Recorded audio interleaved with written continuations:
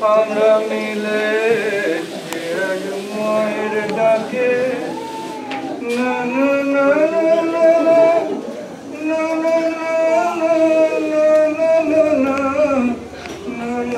না না মিলেছি মায়ের ডাকে মিলেছি আজ মায়ের ডাকে। মা জননীরা কে আছেন ওখানে? ভবতী ভিক্ষাং দেহি মে। মা জননীরা আপনারা কোথায়?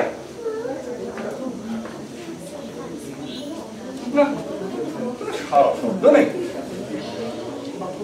অন্দরমহলে সে দিয়ে আছে,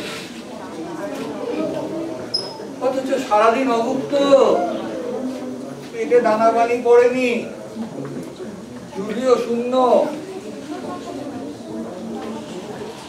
সম্পন্ন গৃহস্থের বাড়ি মনে হচ্ছে। গান ধরলে হয়তো ভেতর থেকে কেউ আসে। আমি কোথায় পাবো তারে আমার মনের মানুষে রে, আমি কোথায় পাবো তারে।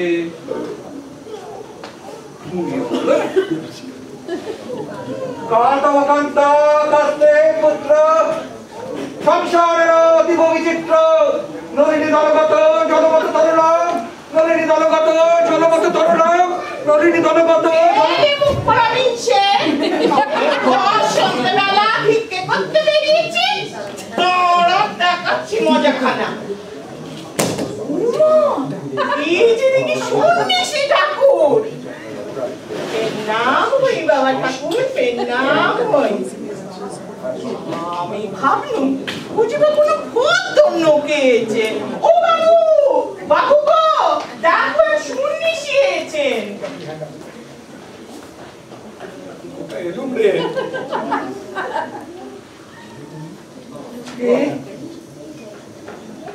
ওখানে কে তুমি এই ভোর সন্ধ্যাবেলায়?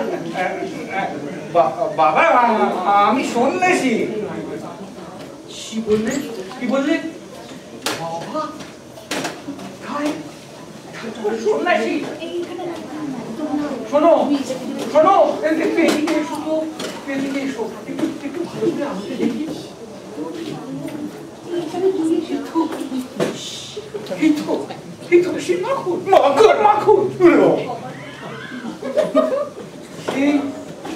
সেই ছোট, সেই না, কপালটা একটু বদলে গেছে। সারা মুখখানাকে তো একেবারে দাড়ি ঘুপি আচ্ছন্ন করে ফেলেছো বাবা, কিন্তু আমার চোখে তো তুমি ফাঁকি দিতে পারবে না। বলি বলি নাম কি তোমার? কেন আজ্ঞা করছো কেন? আবার তুমি ফের আজ্ঞা করছো, বলি নাম কি? বাবা মাখন, বাবা মাখন। আর এই বৃদ্ধকে আর এই বুড়ো বয়সে কষ্ট দিও না, বুঝলে? এবার নামটা ভুলে ফেলো। মাখন? না না না, আমি মাখন নই, আমি মাখন নই। পূর্বে আমার নাম যাই থাকুক না কেন, বর্তমানে আমি চিদানন্দ। আমাকে পরমানন্দ বলতে পারে। দেখো তুমি তোমাকে চিনেই বলো আর পরমান্নই বলো, তুমি যে আমার মাখন সেটা আমি বাবু ভুলতে পারবো না। খুব দুঃখে তুমি সংসার ছেড়ে গেলে। কিসের অভাব তোমার? তোমার দুটো স্ত্রী। আচ্ছা আচ্ছা, আমি মেনে নিলাম। বড় দিকে পছন্দ না হয় তাহলে ছোট দিকে আর সত্যি মুখে ছাই দিয়ে তোমার সাতটি কন্যা, একটি ছেলে। আমি এই পুরো বাপ। কতদিন ধরে তোমার আমি সংসারটাকে জানবো বলতে পারো? শোনো শোনো শোনো, এদিকে এসো। তুমি এখানে একটু দাঁড়াও, আমি আসছি, বুঝলে? কোথাও যাবে না।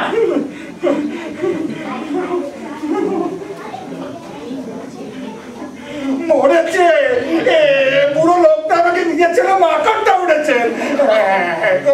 এখন উপায় যা বলা হয় সহজী সহজীবতী যাও কোথায়? ওদিকে আমার বাবা আমার লোক পাঠিয়ে বসে আছে, কখন যে কার কাছে ধরা পড়ে যাবো। এদিকে অন্য বিনাও জীবন জোটে না, শরীরটাও বড্ড দুর্বল। দূরের পথে তীর্থে যাওয়ার আগে কদিন এর আশ্রয় কাটিয়ে গেলে মন্দ হয় না। একটু বাবু, হ্যাঁ দুটো বউ, একটা ছেলে মেয়ে, দাঁড়া পুত্র পরিবার।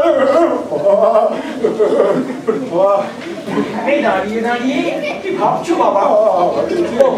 নিজের ঘর বাড়ি দেখে ছেড়ে দিয়ে চলে যেতে ইচ্ছে করছে না, তাই না?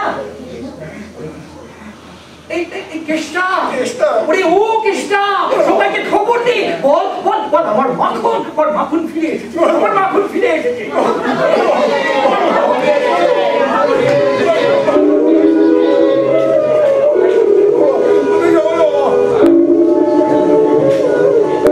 দেখিতে দেখিতে বাড়ির মধ্যে লোকের লোকারণ্য। পাড়ার লোকে আসিয়া বলিল, হ্যাঁ এই আমাদের সেই মাখুনি বটে। কেউ কেউ বা সন্দেহ প্রকাশ করিল, কিন্তু বিশ্বাস করিবার জন্য লোকে এতই ব্যগ্র যে সন্দিগ্ধ লোকেদের উপর সবাই হাড়ে হাড়ে ছুটিয়া গেল, যেন তাহারা ইচ্ছাপূর্বক কেবল রসভঙ্গ করিতে আসিয়াছে। ফকিরের অতি ভীষণ অটল গাম্ভীর্যের প্রতি ভ্রুক্ষেপ মাত্র না করিয়া পাড়ার লোকেরা তাহাকে ঘিরিয়া রঙ্গরস করিতে আরম্ভ করিল।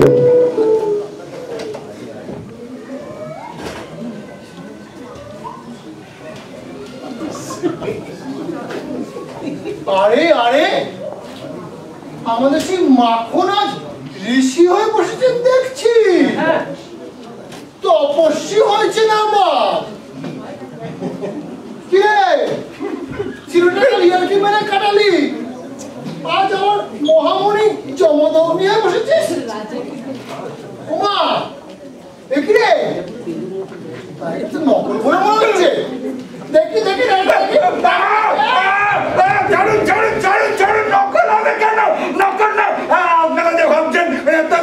আপনি আমাদের বলে আপনি বললি?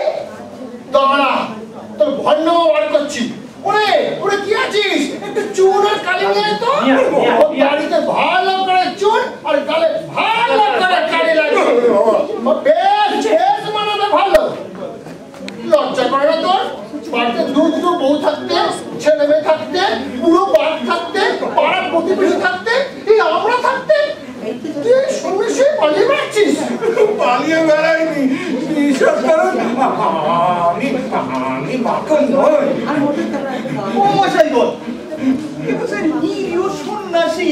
বলুন বলুন, হেনস্থা করছেন, সাপ টাপ লেগে যাবে হয়তো। বলুন।